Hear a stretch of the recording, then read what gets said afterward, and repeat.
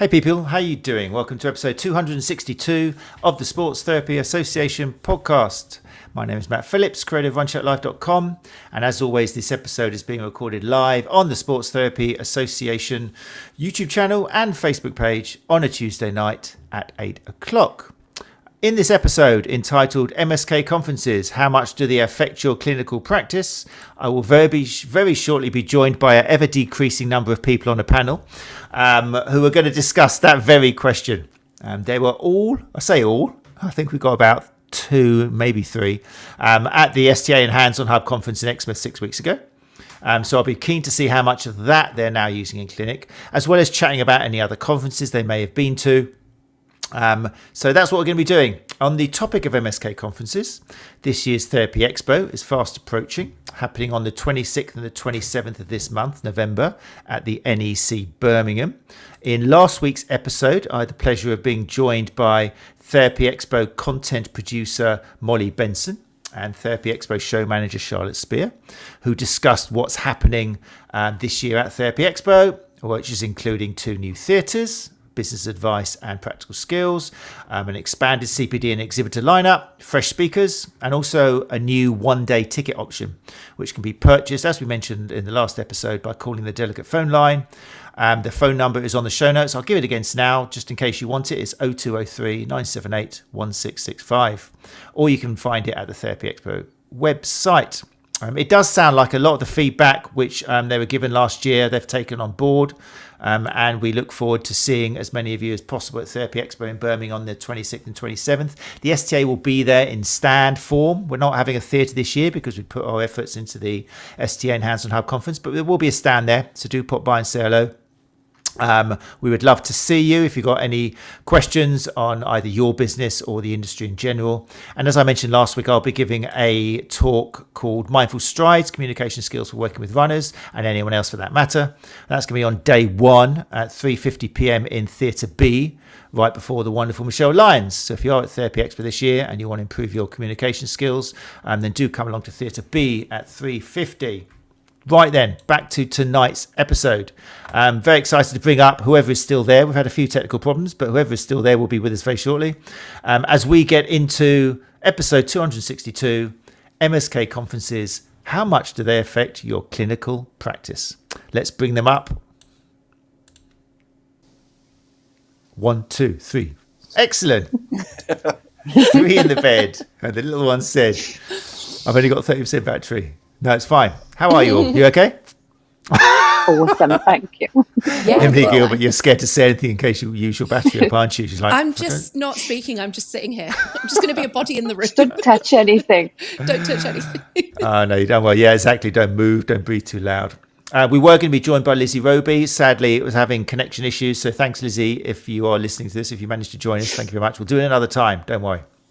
Right, so for the podcast listeners who can't see you, if they haven't joined us live, what I think we'll do is we'll just quickly go around the table and I'll ask you kind of who you are and what you do to live, love and survive and all that sort of stuff. And so they can hear your voice. Let's start off with Emily, who is on limited time in this world. So Emily, you joined us 2 weeks ago. Dying. Well, I wasn't going to go into detail and talk about it this week because you haven't got much battery left. So I thought we'd ignore the health situation and all that. No.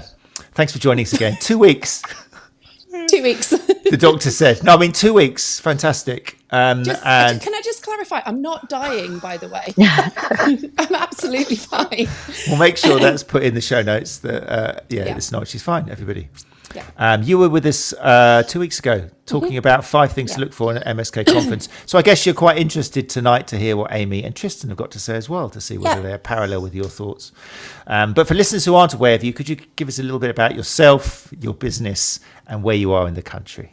So I'm a sports massage therapist. I work in Sheffield. I offer a solely mobile service. I specialise in working with people with chronic and persistent pain. Oh God, I don't know what else to say. And I really like drum and bass. I don't know what else. That's nice. Like that's lovely. I find it really hard. No, it's really nice. That's really cool. And also your background, you came from biomedical science. Exactly, yeah. And then you decided voluntarily to quit quit the stage and the lights and concentrate on being a mobile massage therapist. And you never look back. You love it. No, I love my job. Yeah, love it. Fantastic. Okay. We'll be delving more into that later on. Let's go to Amy Healy-Bratcher, who is sunning her, well, not sunning at the moment, but you're in Cape Verde at the moment, aren't you? You're I was starring earlier, yourself. studying myself. Yeah. Where are you normally based and what do you do for a living? So I'm normally based in South Wales, near Caerphilly. I won't say the actual town because it'll just confuse everyone because there's not that many vowels in it. Ystrad. Say it again. Ystrad. Brilliant. Love it. Keep going. 2 words, 2 vowels. So I'm a soft tissue therapist and sports rehabilitator. And I also work in semi-professional women's football. And I am just reopening my clinic after 14 months of being employed by the man. So it's a very exciting time for me. I'm sure we'll discuss in a bit that the conference came at the perfect time for me in that respect, really. Oh, cool. Good to hear. No, we'll come back to that. Yeah. Great hook. Thank you very much for that. Thanks. And also we're joined by Tristan Attenborough, who's actually, as well as being at the conference, he's also was a speaker at the STA and Hands-On Hub Conference and spoken a couple of times, if not more, at Therapy Expo. So looking forward to tapping into that. But Tris, where are you in the world and what do you do for a living? Good evening. I am in the South Northamptonshire. And not a lot of people know where that is because they say, is it near Southampton? And it's not. It's right in the middle of the country. And I live in a tiny little village here. And I'm a massage and movement therapist, I think, for 10 years. And I've got a little bit more into movement stuff. I've got a bit of a gym set up in my treatment room because I like to get on with that. I've got a couple of side hustles now. I'm just about to start doing a bit of teaching for ST School, like you do, Matt. Join that crew. And I'm also writing research views for the MT Network, which is a Canadian education platform. I'm doing monthly reviews for that. It's quite cool. Fantastic. And and in between times, I like to pick up heavy stuff. That's great. And we will definitely go into that a little bit later on as well. So thank you guys for joining us. It's great that everybody now hears your voice. It's very, actually, I couldn't imagine 3 more different voices. So it's perfect for podcast material. Classic. People are joining us live. They just come through. Just a little shout out to a few people. For example, thanks for joining us, 75𝐶KH. Nice to see you again. I love seeing your name. I'm currently in the middle of a very large puddle. Hope everyone else's evening is less wet. I miss 75𝐶KH. Anyone know who 75𝐶KH is? I don't know whether you know that your name comes up like that, but I can't see from the picture either. But who are you, 75𝐶KH? I recognise your tone. I can't work it out. But anyway, thanks for joining us live. Also, Liz Roby's joined us this evening. That's lovely as well. Nice to see you all. Nice to see you, Liz. Thanks for joining us. Sorry you couldn't be up this side. Sir Glenn Murphy's here as well. Great. So if you are listening to the podcast and you like the idea of joining us live, then we can bring your questions and your comments up onto the screen, which is quite a good networking opportunity as well. So all you've got to do is 8 o'clock, go to YouTube or Facebook and join us that way. Right then. So on to tonight's show. I thought we'd kick off maybe, and we prepared this a little bit of thinking. I asked you to kind of think of ways in which going to a conference has affected your clinical practice. It could be the STA and Hands-On Hub conference that you went to. It could be a different one. If you don't need to, you don't even have to mention the conference name. But I'm keen to start off on a positive note, if that's possible. It's a nice way to start, and then we'll get all negative. So, we didn't get a chance to kind of say before, but who would like to go first? Who's got something they'd like to get off their chest? Emily should go first in case we lose her. Oh, it's true. God, okay, yes. yeah, that's true. Actually. Matt, I'm so sorry. What was the question? I'm so sorry. The question, Emily, was, can you think of something which you have taken away from a conference and really did help you in clinical practice? Because I think there's a danger these days to give some preface if we can go to a conference for 1 or 2 days, be absolutely blown away, and then we get back to clinic and in like first day, second day, we're thinking, I'm not actually doing anything different. What was that all about? Which might be satisfying to you, but for a lot of people, it's not going to be satisfying. So is there something that did affect your clinical practice? Oh, no.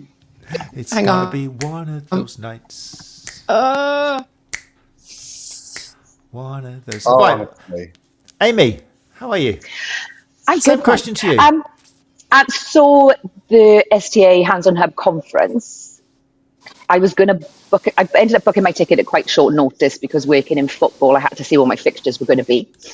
And by the time I got around to booking my ticket, realised that I was going to quit my job and go back to working face-to-face in my own clinic, hands-on with patients, which I was very, very excited about. So it came at the perfect time, really, for me to ignite that kind of passion for working face-to-face with people. And also, while I was there, found some speakers that I'd heard before doing various things at Therapy Live online and such like, but really kind of gave me loads of ideas to implement in clinic when I fully reopen, about working with different populations than I'm used to working with. So I'm very used to working with athletic populations, but kind of seeing 𝐂𝐬𝐿𝐴𝐻𝐿 and Serena Simmons speak again kind of gave me loads of ideas of implementing working with older populations, for example, on falls management and prevention, joint pain, back pain.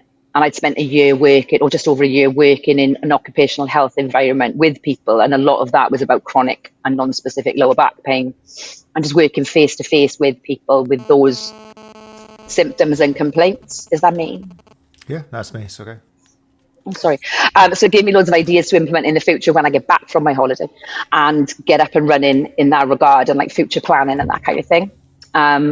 Loads of things really, like sort of working again, like I said, with different populations, with lots of the discussions around trauma-informed therapy and working how that can manifest in MSK conditions. And I really enjoyed Oliver's talk as well. I'm not just saying that because Anna Marie has threatened me, because she hasn't. But I really enjoyed Oliver's talk about reframing what could be a new normal for people, whether that's working with athletes with a longer term injury, because I work with semi-professional female footballers, and we see quite a lot of ACLs and longer term injuries in that regard. So I found it really, really useful. And I think there's lots that I'm going to implement, if that makes sense. So basically then it sounds like we're talking about a great thing about a conference could be if you are working with a new population or a group of people who you haven't for a while, or you didn't know much about, then you can get kind of loads of information, take it back and expand the sort of people you can work with. And that's what happened to you, wasn't it? A refresher and introduction to. Yeah. And also seeing Michelle Lyons talk, because working in women's football, there's a lot of headlines around managing training load around their menstrual cycle. And because we're only semi-professional, it's not always that possible for us to do, but we see so many headlines around it. We're always, is this something we should be doing? And to hear that the evidence doesn't really support that at the moment is reassuring. Mm-hmm. How much of what you saw there, so we're talking about, in this case, the STA and Hands-On Hub Conference, how much were you expecting to hear, and it was topics you chose, or how much, for example, in the case of Oliver, or Ollie, where it's not something you probably walk into, the fact it was put on there and you went to, it was about the, I can't remember the whole title now, it was about medicine and anthropology, wasn't it? And how we can learn from anthropology and kind of the theories and concepts behind that and put it into healthcare. But was that like that one, for example, that presumably that's not something you thought, I'm going to go to this conference because I want to learn more about anthropology. No. So that was a nice Not surprise, at all. I guess. It was a nice surprise. So I went to the conference because I implicitly trusted the people that were putting it on. Good point. In terms of the STA and the Hands-On Hub. And that's why I went to it. So it was in the Southwest, which for me is local. As soon as, for somebody in South Wales, as soon as you start talking about going above Hereford, that's like above the wall. Okay. And we get a bit nervous. Yeah, but to go into the Southwest is an area that we don't get that much kind of that level of, speaker all in one place at one time. I was only able to go for one day as well, and I found it really, really, really valuable. I trusted that it wouldn't be like a super salesy conference, because I've worked at a lot of these conferences in the past, in a previous life in the beauty industry. So I know how salesy they can be. So I kind of really trusted that it would be more evidence informed, and that it would be good evidence informed as well. And I was really glad that I went. And, I kind of went for the speakers that I knew, and found so many other speakers that I wasn't that familiar with while I was there. Right, so thank you for that. We've got loads of positive things that can come out for a conference. You've mentioned location there, which is an important thing, the reason to go to a conference. If it's in your neck of the woods, and take advantage of that. You've mentioned the fact that if you trust the organisers and you know them, then you go along gratefully, because you know that they're going to give the sort of thing which you can use. What about actually in clinical practice then so far? Have you already used some of that? Did you get back from that conference and you put some into practice? Little bits. So, for example, my grandmother's got Parkinson's. So there's little bits that I've put into practice with her because I'd never kind of sought out much education around Parkinson's before, but was very glad to attend that talk on the day and found out a lot from that. So there's bits I've put into practice with her. In terms of current clinical practice, some of it I've put into practice with my players at football. And then other things I'm planning to put into practice once I get my clinic fully up and running again. When I get back from my holiday. Yeah, good point. I've been dabbling a little bit until then, but that's great. Now, the Parkinson's is another example, maybe, because I was involved obviously in the putting together that program, and we did try to make it as diverse as possible and give topics that people wouldn't necessarily go to unless it was there. And they're things which can affect you because there's more people than you think who are going to need information on Parkinson's and spotting it, if only to refer to someone else. So that's good to hear. Tris, all of that sounds really positive, doesn't it? It almost sounds to me like there's no disadvantages of going to a conference at all. It's always going to be amazing and you're going to be better for it. Over to you. Okay. See, I don't think I'm quite as much in the... I don't usually think, come back from one and think, yeah, I'm going to use that this week. And I don't really expect to. Okay. Quite honestly, I don't see it as that. I think a really good weekend CPD course, you would, but I've never quite. I think I probably regard the fact that on some topic that you just get is a bit of clarity, okay, and an improved understanding and a bit of perspective, which I personally find quite valuable. Have you got an example of that? I'll give you a couple of examples. Yeah. It wasn't at the ST one, but previously I've seen, I tell you, there's a really nice talk, I think you'll agree, is Chris Tiley. Never Told to Lift. Never Told to Lift approach, which I'm a big fan of. I saw him speak at the last year's Therapy Expo. And I thought he did a really good job because it lent a bit of patient perspective because he brought forward some powerful quotes actually that were valuable to understand. But I think he just sort of, I think he's giving you some the confidence to go, yes, this stuff is going to work, and we haven't got to be ridiculously careful. Go forth and do it, and follow the basic principles of S&C and whatnot. So that's an empowering sensation to come away with. I've seen a couple of talks that Mike James does, and I think he's particularly good at just summarising and simplifying. Because he'll do a talk and he won't cover tons of material. He'll keep it very straightforward, very on point, and go like, "Here's 8 or 10 things, or whatever," and just leave you. And at the end, you go, "Oh." And a lot of it is stuff you perhaps knew, and some you won't. But it's just somebody putting it together for you, who's got the years. Mike's obviously got the mileage, and I very much appreciate that. And I go, oh yeah, and it gives me again a bit of confidence and a bit of comfort and a bit of a bit more fluency with the topic. So I like getting clarity. I would say probably I got the same when I saw Claire Minchell at this last one at the STA. The first talk she did. I didn't see the second one because she was on when I was on, which meant I didn't get nearly as many people as I could have done if it hadn't been. So I understand that. And again, a lot of it was S&C stuff that I'm quite familiar with, but just someone putting it together and applying it to a population and explaining how she thinks it through, really helpful. So is one of the advantages of going to a conference then, it might not be new information, but the fact you're hearing somebody go through it makes it easier to take on and put into effect than just reading it on a PDF or watching a video. It's being there that helps. I mean, most of us work in isolation, and I'm sure everyone is riddled with the same amount of self-doubt that I am. It's just constant. You don't know what you're talking about.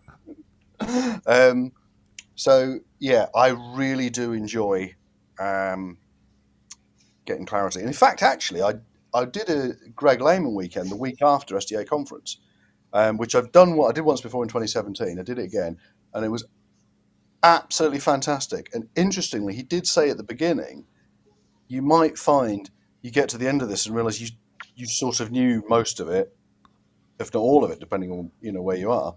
But he's got a way of putting it together. Yeah. That is incredibly valuable, and it really simplifies and brings clarity. And that's the thing I find most valuable to take away. That and hugging and chatting with people. 100% chatting and hugging. It's interesting that you say that, because I mean that takes us on to the part of actually going to a conference.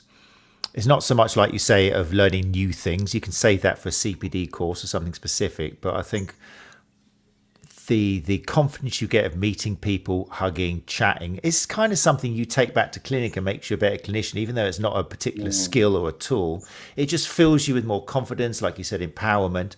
And it's really important because I do remember, I'm going to have a little dig now, actually. I don't know who the person is because they hide behind... they hide behind a, what's it called when you write with a pseudonym or something, but it's 𝐸𝐤𝐻𝐸𝐼 of the MSK Mag. Did you read? I don't know whether you read this. MSK Mag, by the way, is great. I love it. It's part of the Physio Matters team.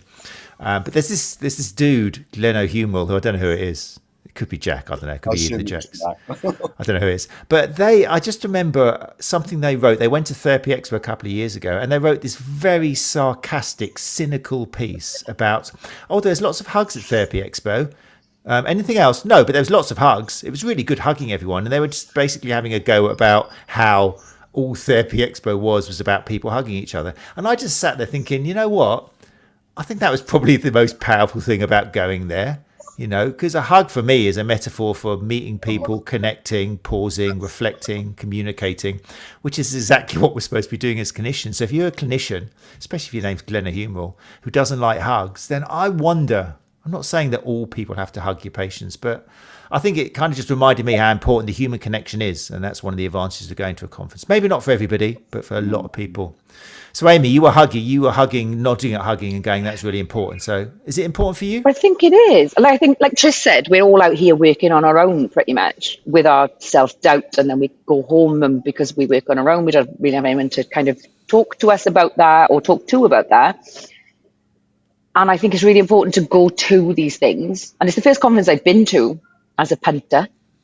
But just to meet other people that are in the same boat and whose names you might recognize from various Facebook groups or chats or things like that. It's just really, really nice to connect with other humans in that way. Because that's what our job is about, really, isn't it? It's connection with other human beings. Totally.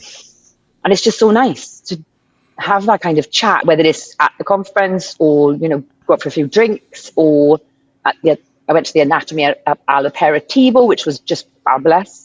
And then went out for a few drinks with 3 ladies I'd never met before in my entire life, one of which was Lizzie Roby.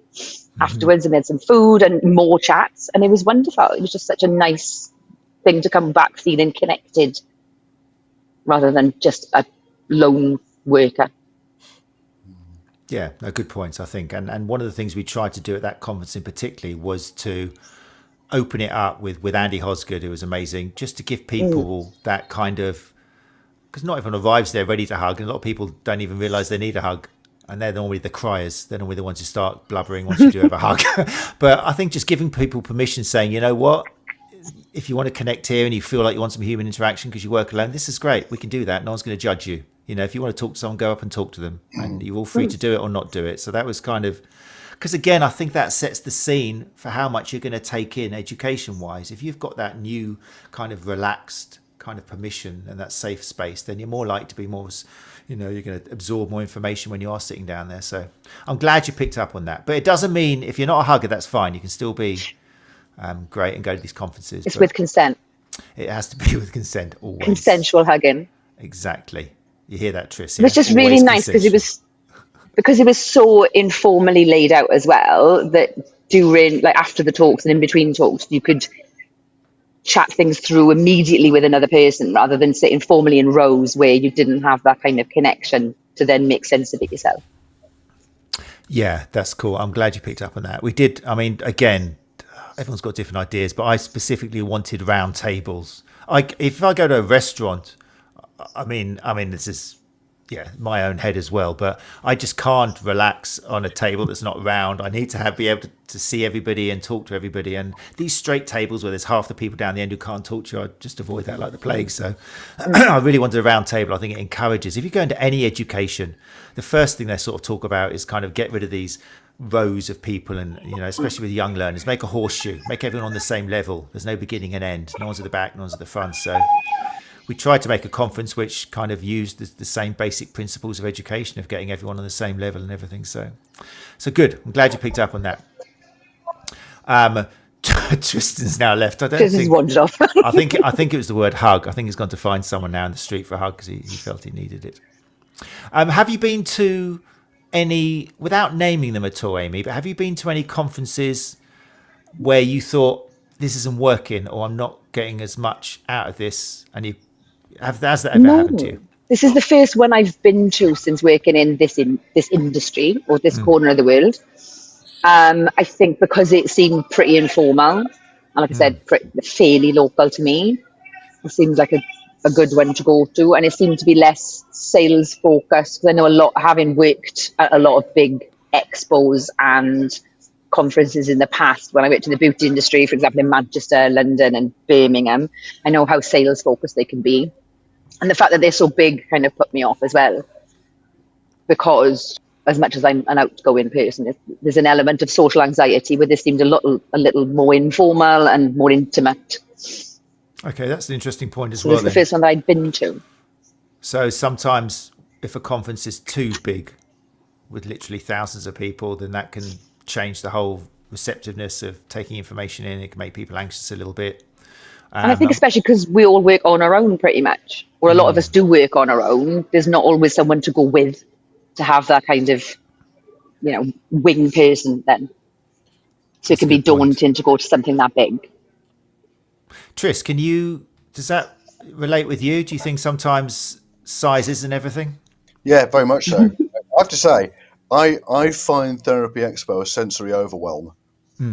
I find it absolutely exhausting being there. I mean, I find I've done talks at the last 3, and that wipes me out anyway, because I probably invest a bit much of myself into the job. But there's just usually a point on day 2 where I cannot bear the noise in there. And I just find somewhere, sometimes near the STA, at the back there on your stand, and just go and hide and sit and chat with Alex or someone else. And we just we'll just sit on the floor and be quiet for a bit, usually with Becky. Because you go, I can't stand the din. And it's interesting, Amy saying about that with a previous experience of the kind of expo. I suppose you call them trade shows, aren't they? And I suppose in a way it's, because years ago when in the noughties I did half a PhD in psychology, so I went to psychology cognitive conferences. It's a very different thing. It is quite formal, but it is 100% people presenting their research. That's all everyone does, and I was not even close to being able to be on a stage doing it. So and that was quite intimidating, but it was the beers I had with people afterwards where I got the most out of it, because I could talk to someone else who at least knew the subject and would know more than me, and we could have a beer and get through it. And I took some real gems away. But then the other end, you've got something that's a trade show, and I think for me, Therapy Expo's managed to walk the line-ish between the two. And I think it's the situation where, it needs to be a trade show to make the money.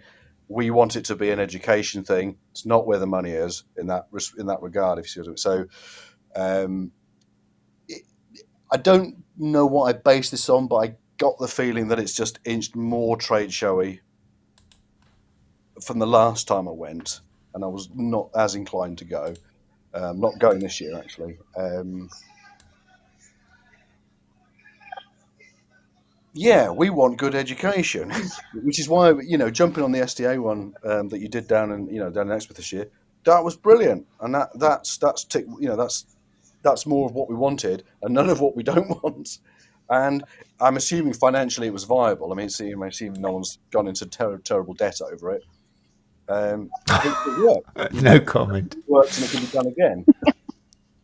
Yeah, no comment about that. I mean, that is a big thing. And when we had Anne Marie on the show, we kind of hopefully made the point of how much it does cost to put a conference on.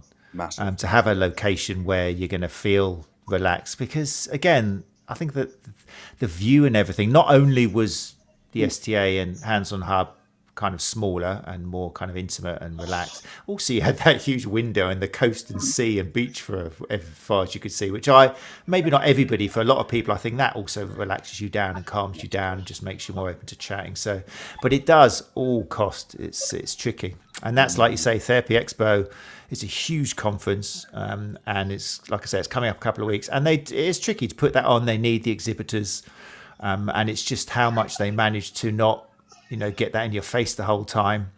It'd be interesting this year. I know some of the feedback we had last year was people just were struggling to get past the exhibitors to get to the theatres, and it was like, even when you were queuing up, it was like you had to bend the queue a little bit because there was a stand in the way, and it just made people, for some people, it just shoved it down your throat a little bit all the time, that you're not so much here to learn stuff or educate stuff, it's more just to walk past the stand sort of thing. There's also a conflict inherent in there, isn't there? Because we know that a lot of stuff that's being sold doesn't align with evidence-based practice. I don't know.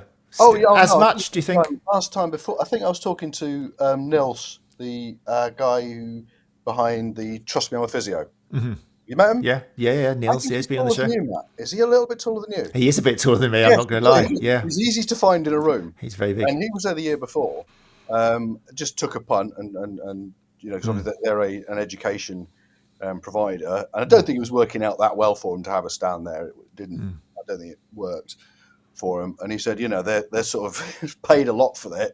And then straight opposite him, you watch somebody buy a $5,000 posture assessing piece of kit. And you go, what's the point? I'm very sympathetic to that. So, so there's a conflict inherent in there, isn't there? That I think we are walking through a little bit when we're there, which obviously we're not. We weren't in Exmouth because there's no trade component to it. It's getting a bit better. It's less in your face than the early days because I don't know the early days. So I'm Oh, you wouldn't have lasted. Yeah, I know. I know you've got broad shoulders and you're a great hugger and you use them for that effect. But yeah, you would have been out. You would have been like, you know what, I'm out, and dropped the microphone and left. Right. Yeah, it was. But it was back in. I'm talking about 2000 and when was the first one? 2013 or something. Yeah, right. When it was in Manchester. Yeah, it was crazy. It may as well have been the World Massage Competition. It was that sort of vibe. It was that kind of vibe. Yeah, it really was. Which was maybe a reflection of the times, but it has evolved a lot since then. It's much better than it used to be. But anyway, so yeah, size sometimes can be intimidating, I think. Yeah, and change the look and all those stands and everything is not for everybody. But although I wonder whether that's our bubble, because I did get feedback from quite a few people saying that they loved going around some of the stands and testing stuff out. You know, they're never going to use a £5,000 piece of kit, but to actually get in there and play around with it and experience it, and then even if they don't really follow it much or believe in it, it's just fun. Maybe some people, enjoy that sort of thing. Not everyone goes there just and starts evaluating it for how evidence informed is. They just want nice shiny buttons to press and kind of, some people are like that. I know it's not us, but some people do enjoy that sort of thing. Fine. Price. I wanted to talk a little bit about price because I think you can get lots from conferences, but in either way, whether it's the STA Hands-On Hub one or whether it's Therapy Expo, it's still going to cost money.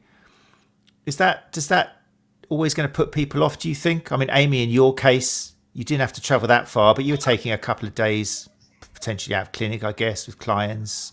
And also, there's always going to be some expenses, isn't there? Yeah, I travelled down on Friday and stayed Friday night and then came back on Saturday after the first day of the conference. And I found it was reasonably priced, I thought. I didn't think it was overly expensive for what it was. And for the opportunity, because I'd never been to a conference before, and for the opportunity and the timing of it, I thought it was great. I know some conferences are more expensive, and that definitely puts me off because you end up having to travel further, and then hotels in different areas of the country are a lot more expensive. So no, I thought it was great, but I am very aware of price, particularly as somebody that's just starting my business back up again and reopening my clinic. Then I don't have unlimited funds for CPD at the moment, particularly as I'm to reinvest in some things.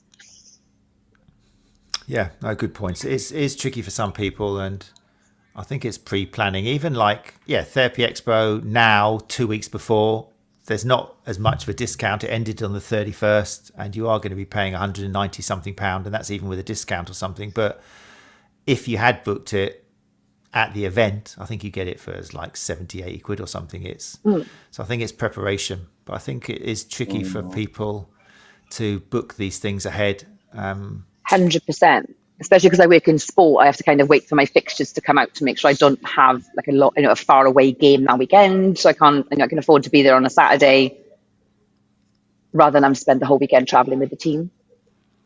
Yeah. So some people just can't book ahead because they're not sure what events and fixtures and things are coming up. So the early bird ticket things doesn't really help that much, unless there was a fair refund. But then that wouldn't be a viable business for them. But anyway, Tris, for you, really. how do you think price is a problem here? You've mentioned the benefits of going to see someone live like Chris Tiley and the other people, Mike James, but do you think price is always going to be an issue, or is it just a case of education and helping the therapists plan? It's an odd one, isn't it? Because I think that if anything's worth listening to, you can, whether it's a weekend or whatever, you can expect to pay between £100 and £150 for a day. I mean, that's pretty, but I think it has to be good. I think you can demand a level of quality for that. And I don't think it can be done that well for less than that. Unless there are other ways you can set up a much more informal thing and get people who are willing to do it for nothing and still pay to travel. You see what I mean? So there's room to move, but I think base level of price you have to expect to pay for good quality. You really do. And I wonder sometimes if it's more people's perhaps mentality about what they should be spending per year. And that does get discussed in the group. And I think there was a discussion. I don't know whether it was Anna Maria or somebody else said, you probably should budget something like £1,000 a year or something like that every year to go on your education. And something like that is very reasonable. If you're going to do it, you have to take it seriously, and we should be doing it. It's not an unreasonable amount, and it is one of those professions that we do have to keep learning. We have to, otherwise we're crap. Yeah. Expand on that, because I thought I was waiting for you to say that. It is a profession. We're working with people in pain, and there's trust, and there's so much going on there. So why do we have to keep learning? Is it never going to be that we've got enough to help these people? Or wouldn't that be nice? Wouldn't it? I mean, but it doesn't. I do Mike Grice's Learn Anatomy online every Monday morning for the last 4 years. It's still going in. I'm still, and that's just anatomy.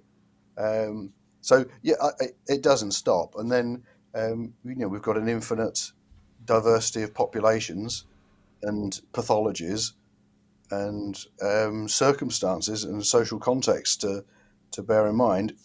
We have to keep learning to make a dent, and we need to find out as well if there's anything that we're doing that actually isn't doing anything.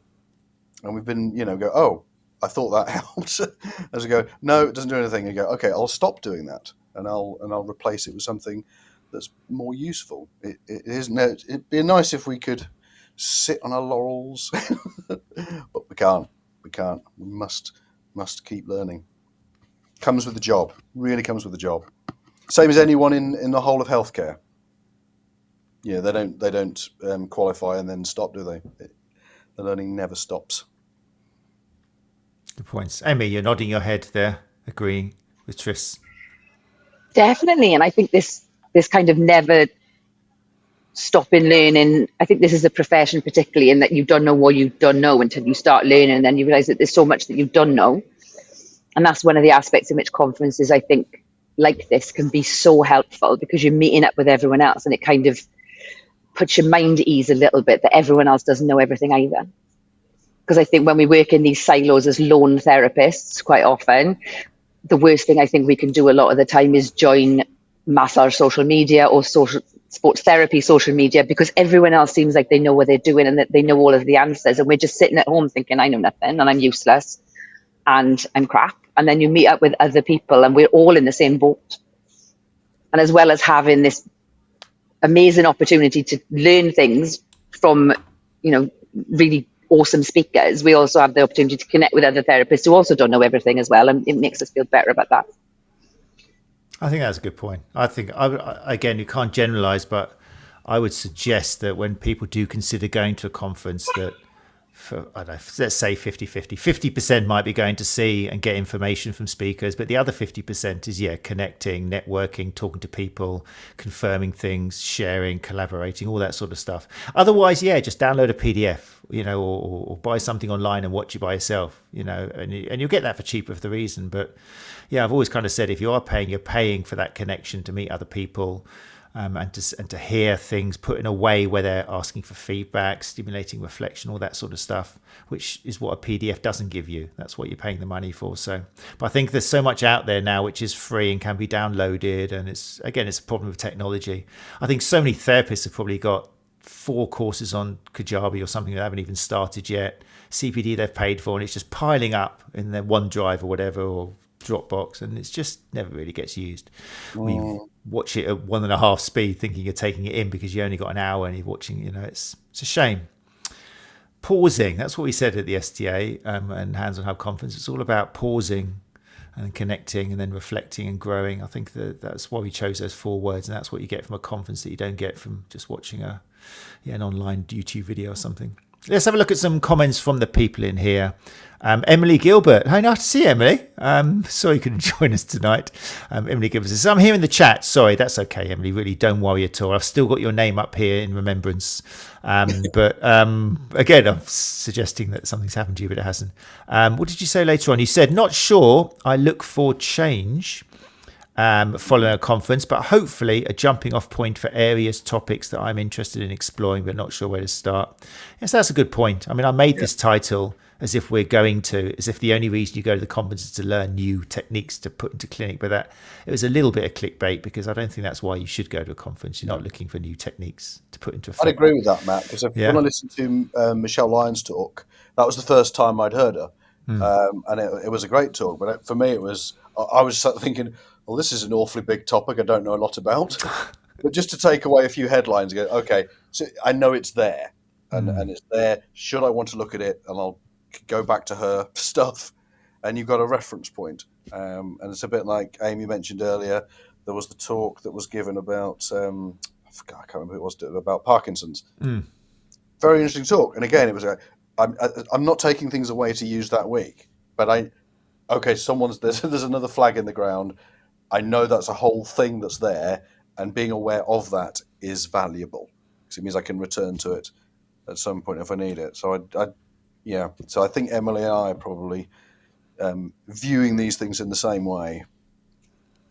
I think it's really healthy for you guys to say that, and hopefully for listeners to be reminded of that, because that is part of the reason of going to a conference, is being exposed to stuff you didn't even know about. And you're not going to learn it all. It's not like, great, I can put this to plan. Great, easy, I got a new recipe. No, it's just making you aware of other populations and potential things which people you see could come in with, especially women's health and stuff like that, which, historically has been so eclipsed and kind of not mentioned for taboo, or just, the patriarchal society and all that. So, interesting points. I've seen talks in the past where you really have to wonder what the purpose is. I won't pinpoint them, but they're sort of talking you about as an approach, and you think, well, look, if you're trained in doing that, you can do it. If you're not trained in doing that, you can now not do it, having watched a half-hour talk on it. And I find myself, and I've had a few discussions with you find yourself thinking, well, this really doesn't serve a purpose. And I think there are a number of talks that have been around that I would regard as they're not really serving a purpose, because you cannot go and do the thing that week.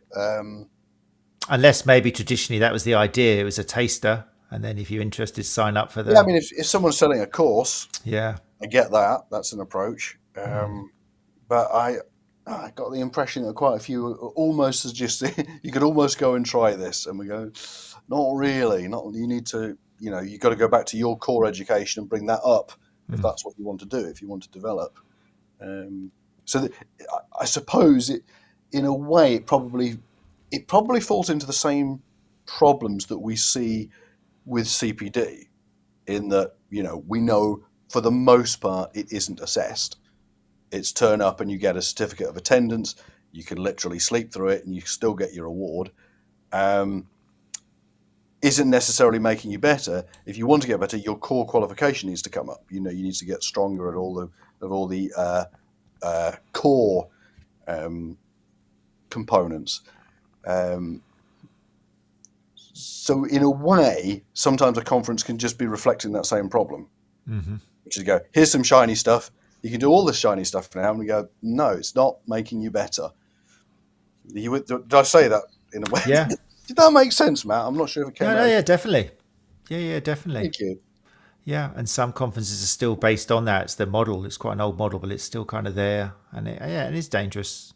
Dangerous is probably the best word for it. It is kind of dangerous because we are working in healthcare. It's not like just selling a new way to wash your car, although that could be nasty for the paint, but it's not a good analogy. I'm trying to think of another now. No good. But when you're working with humans and people, then if you take something away that you think, oh, well, that's going to solve everything, and suddenly magically everyone who comes into your clinic that week has got the same thing that you've learnt about, which is always interesting.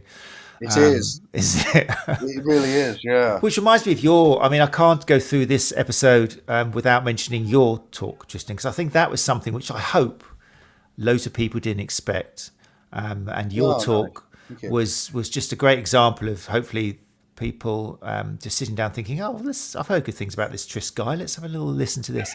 And it was just, how would you summarize? What was the takeaway from I don't want to put words into your own mouth, but what was the takeaway from your course, from your presentation, which you've done at Therapy Expo as well? How would that change people in clinic? Oh, because I think it would, but how would you say it would? Well, I go to some great length to explain why everything that goes to make up our experience is flawed, and we're naturally, because of how our brains work and how we perceive the world, we're naturally going to think we're absolutely brilliant at what we do, and we're going to be easily fooled into thinking that we're brilliant, and we're going to have selective memory. It's going to remember everything that agreed with and worked. We're going to forget all the things that didn't, and we're going to get quite lost at sea. And the one piece of advice that I stand by is just don't take credit for a good outcome. And that's the one thing, because when it just goes really well, all you just got to do is just hold back from taking credit and go, well, that seemed to work. Good. And off we go, because I think that just helps prevent you falling into a massive pool of self-delusion, which is what I think we see with a lot of therapists. And had I had a bit more time, I remember a really good talk I watched a few years ago by David Butler. It was an early lockdown talk, and it was a good 2-hour one that Tim Beams, Le Pub Scientifique, they hosted David Butler, and he's obviously got some 35 years or so of good career to talk about, and it was called something like the 7 Waves or something in this career, and he talked about how he kept getting into new things. So he did Syriacs and Mulligan and Mackenzie, like all these sort of physio add-ons after his initial degree, and he was brilliant because he kept using the phrase, and it worked really well for about 2 years. And then it stopped working so well. And what you realize is that is 100% clinician brain led. That's the clinician's brain going, yes, this works. It's all in here. And if it stops working, that was all in here as well. So just distance yourself from thinking it's you. So that was my point. That was I mean, great. that was a nice surprise. No, it's wicked. And I really think it was a great example of something which can affect you in clinic, because you're just changing the lens a little bit. You're just changing, which is what it's all Yeah. about. Suddenly you're going to, if you can just, like you say, pause and think, okay, this has worked. So, but did it work for so-and-so last week? Or am I just remembering only the good times? Maybe if that's the case, I'll tell you a good story on this, Matt. I saw it was actually my mate's dad, and he just came about a little bit of back issue he got, and he pointed to a pain on his side in the intercostal somewhere that he'd had for about 10 years following a pulmonary embolism. No idea. There it was. And I just thought, while we're there, let's just go over that. And it completely went. It completely went. And the biggest mistake I could make is to say, well, you see, that was me in my God hands, because what I'm doing. I have no fucking idea how that went. No idea why it got better. It helped. I'm not going to own it. I'm grateful it happened. So's he. And great. Just chalk that up to don't know. And I can be quite comfortable having no idea what happened. Good story, isn't it? it's cool, but I don't think you're taking enough credit. I mean, it was thanks to you. You're just not quite sure. You're not going to start a course on how to, post pulmonary embolism. You go. You see, what you do is I started a CPD course on managing post Pulmonary embolism and pulmonary embolism intercostal pain with a trademarked technique that requires a biannual update course to keep you in the PEICP course. You get the hoodie with the you get all the brand and all the shit. It's nice. It's got a ring to it. That's true. But it is cool. I mean, but ultimately, you were involved in it. You were there. You were part of the context and something you did, but it's just not making a blueprint and treating everyone who comes in thinking that's what's causing that, and which is sadly what we're taught on courses, isn't it? To follow recipes. So very interesting. Amy, just out of interest, did you get to see Tris, or was that on day 2? I can't remember. It was on day 1, but I was at something else at the same time. Tris, I'm really sorry. That's in the same way, we're competing against the Bake Off final as we speak. So if the room's a bit quiet, is it really the Bake Off final? My God. When Claire Mitchell's in the other room, so I'm used to it. Fantastic. Next time, Tris, I promise. I wish. Is there a video online of you giving that information, Tris, or is it only available if they go and see you? No, there isn't. Yeah, it's probably a good thing. Why should it be? No, well, actually, I did do one for the MT network. So if anybody goes on the MT network, which it's Canadian, but it's about £5-6 a month. Okay. Is this Pervs? Sorry? Is this Pervs, Eric? No, it's it's the other guy, Fireman. It's Taylor James and Stefania Johnson. Oh, right. Okay then. Called the Massage Therapists Network. Okay. So so that's a bargain. I'm going to be on. I'm on there. I've done a recording for them. Oh, so, fantastic. Yeah, okay. Maybe we'll put, if you can find it, we'll put it into the show notes. That'd be cool. Cool. Right, we're running out of time. Somehow we managed to get through all of that without Emily and without Liz. Again, don't worry, Emily. Don't be sitting there sweating. Really, it's fine. And Liz as well. I'm sure there'll be other opportunities. I think we've covered some quite good ground. There is also the one-day ticket option at Therapy Expo, which I think is something which we kind of mentioned before. But I think that's, as well as location, it's just having that one-day option I think is quite important, because it doesn't fit everybody's schedule to disappear for 2 days and the expense. So I'm glad Therapy Expo has taken that on board and are offering that out. I'm not sure what the price is, but I think it's good that it's there as an option. And like I say, that'll be in a couple of weeks. So if you are going to Therapy Expo, as always, the STA will be there. So come and say hello on the stand. And also, Anna Maria, there's no hands-on hub as such, but the ST School will have a stand there as well. And Anna Maria's got a couple of presentations as well. So there'll still be a big presence from us at Therapy Expo as always. And also, the other thing I wanted to mention was, if you have got any comments on what you would like in a conference, then just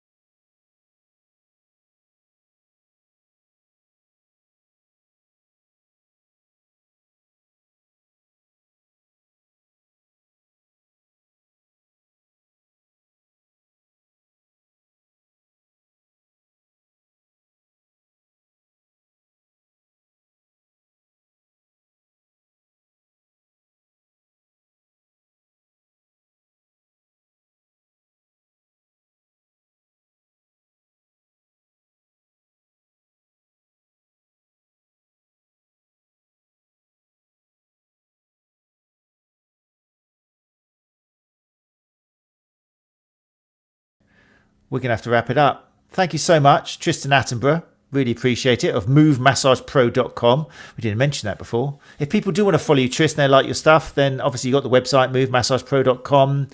Do you still kind of post stuff on social media? Where's your best place? I do. Well, it's the same name but that I'm trying to target the locale with that. It's just my name for the rest of it. Okay. For chat and stuff industry, it's just me. Tristan or Tris? Tristan Attenborough. Tristan Attenborough. So look it up. Just connect and we can chat. You put some great stuff out there. You're doing some lovely videos at the moment, which I think are pretty chilled out in nature, and you're putting important points across, but without too much. There's always going to be a bit of veracity there and kind of like cynicism and hate, but it's not as much as maybe in the past. It's nice. You're putting some really quality information out there, really important points. The same as Emily. I would check out Emily Gilbert as well for just bringing people up to be evidence informed without scaring them and that. And Amy Healy, is it Bradshaw? Brayshaw. Oh, of course. Brayshaw. I wish I'd never double-barreled that. Brayshaw. Thank you so much for joining us as well from 𝐶𝐫𝐻𝐻. Thank you. Giving up time Thank from you your for holiday. having me. No, it's really nice to hear your points and the fact that it came at a good time for you because you're getting back into different types of work and that. So really cool. I appreciate that. If people do want to follow you and the work you do, where should they go? I'm on Instagram under Aimi, I think it's _HB, but my business is Prior Sports Massage, Prior Sports Rehab. So it's Prior, which is PRAIA. It's Portuguese for beach. Thank you very much. Is it really? Portuguese, makes it sense. is. No, I didn't think you're lying. I don't know why I challenged you then. Prior Sports Rehab. We'll make sure that those links go onto the show notes as well. If you're enjoying what you've heard tonight, then follow these people on social media for more information. Next week, let me just say we're going to be back on Tuesday, November the 11th at 8 o'clock. I'm going to be joined by Rehab Guru founders David Barrow and Simon Taylor. They've been on the show before, but they've got some exciting updates. And for those of you who aren't aware of Rehab Guru, it's a very popular all-in-one platform for clinic management and exercise prescription. And David and Simon are going to joining me to talk about some recent updates, which includes partnering up with the Better Clinician Project. Some of you might have heard the episode we had a while back with Ben Cormack, who's one half of the Better Clinician Project, with his co-host Adam Meekins. So David and Simon are going to be talking about that. If you are looking for different ways of managing clients and software and all this sort of stuff, and also exercise prescription, then it'd be interesting to hear from these guys. It might be an option you haven't considered before. So they'll be with me on next Tuesday, on November the 11th at 8 o'clock. If you listen to the podcast and want to join us, then like I say, just go along to YouTube, Sports Therapy Association channel, or Facebook page, and you'll see links for that. And you can join us live and ask questions to the guests and hang out with the other people who joined us live. Thank you very much for everyone who did join us live, by the way. Was there any comments I missed out from? Gary Benson. Oh, yeah, it's true. When I shared my screen, you guys heard nothing. I was thinking of, I can't do that. I have to stay on the screen to share my audio. Okay. So when the screen went, basically go to the sta.co.uk or go to the stschool.co.uk and you'll see a link there to the questionnaire we made for what do you want from a conference. Sorry, I put this picture on there and you couldn't hear anything I said, could you? Schoolboy error. We'll edit that out. Don't worry, Gary, that won't be on the final podcast version. It's just on this trial YouTube kind of thing we're still getting to grips with. But anyway, thanks people for joining us. Amy in particular, Amy Healy, Brasher, and Tristan Attenborough, Brasher. I can't do this. I can't do this Wales accent. And Tris Attenborough, thanks so much for your time. And thanks everyone joining us. We'll be back next week. And if you are going to Therapy Expo, then see you in probably about 3 weeks now. Take care, everyone. Look after each other. Look after yourselves. Bye-bye.